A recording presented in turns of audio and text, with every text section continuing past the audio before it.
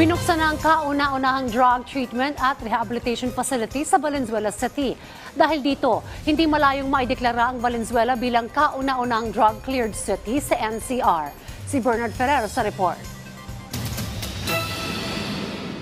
Ito ang Balay Banyuhay na hango sa salitang balay o bahay at banyuhay na nangangahulugang bagong anyo ng buhay.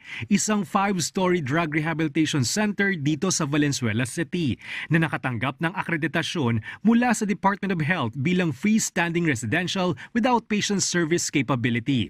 Itinayo ang pasilidad sa bisa ng Ordinance No. 603 Series of 2019 na ang pangunahing layunin ay maisailalim sa gamutan at rehabilitasyon ang mga individual na nalulong sa iligal na droga. Iba't ibang pasilidad at programa ang aasahan sa Balay Banyuhay para sa mga drug dependent. Isa lamang ito sa pasilidad ng Balay Banyuhay. May komportableng higaan, lalagyan ng damit, at sa dulo, ang palikuran. Binubuo ng 36 na working staff ang pasilidad para sa epektibong pagpapatupad ng mga programa para sa mga drug dependent.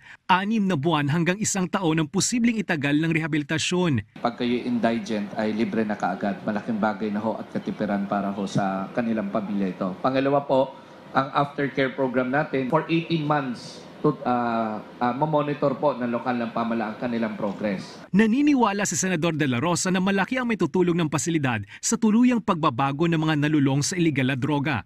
Ito po ang pinaka-essence ng demand reduction kung saan yung demand ay mapababa mo by rehabilitating the drug dependence. 2 barangay na rin lang ang hinihintay ng Valenzuela LGU na malinis sa iligal na droga upang maideklara sila bilang kauna-unahang drug-cleared city.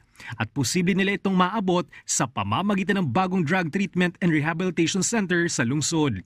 Sunod na planong gawin ng Valenzuela LGU ang drug rehab facility para sa mga kababaihan. Bernard Ferrer para sa Pambansang TV sa Bagong Pilipinas.